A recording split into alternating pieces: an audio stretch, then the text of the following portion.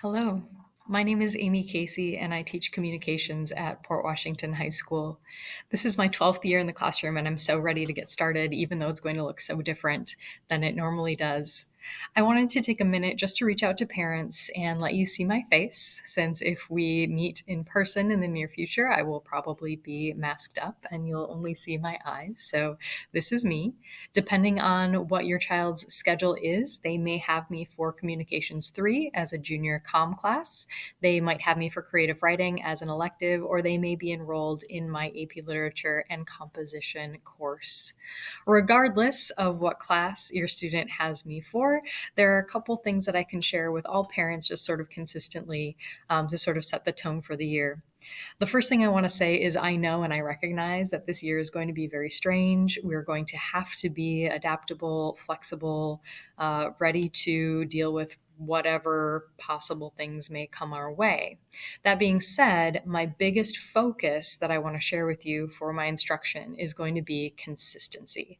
I want my students to know for sure what's going on.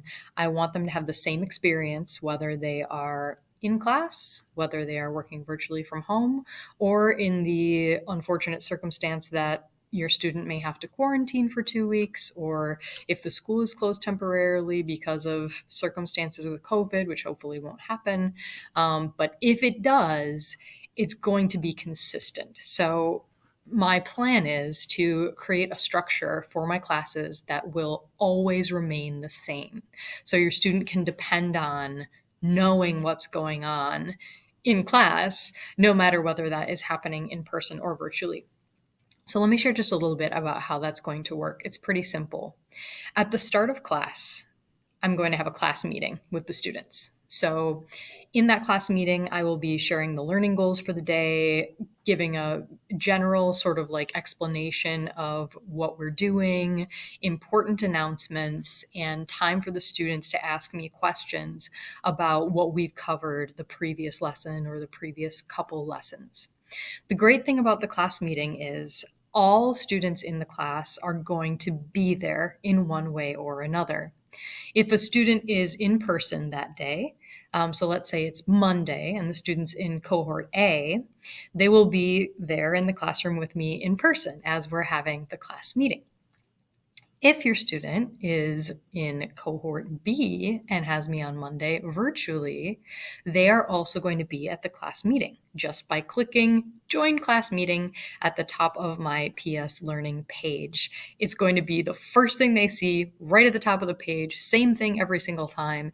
They just click the link and they will pop up on my screen as well.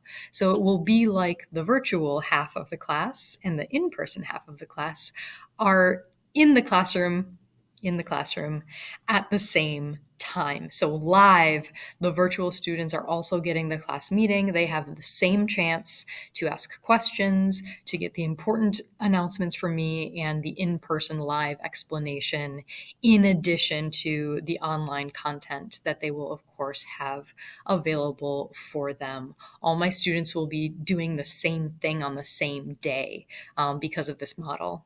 I'm also looking into doing some live lecturing. So each day, I will either, for the virtual students, have a video lecture or I will live stream myself in the classroom. I'm still working on that, but that's the goal: is to keep all students moving at the same pace, learning the same material at the same time.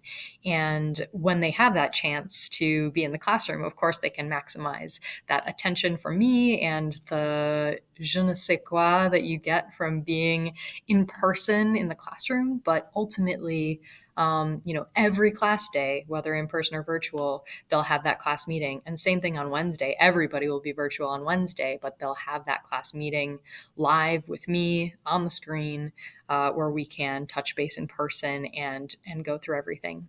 The class meeting is also how I plan to take attendance. So if you see an unverified marked for your student on a virtual day, that means that they did not attend the class meeting. So that will also be how I record student attendance virtually. In person, I suppose it's self-explanatory. I don't want to take up too much of your time, so I'll just say it's lovely to meet you and encourage you to reach out to me at any time with any questions or concerns. We're all doing our best to try to provide your student with a quality education.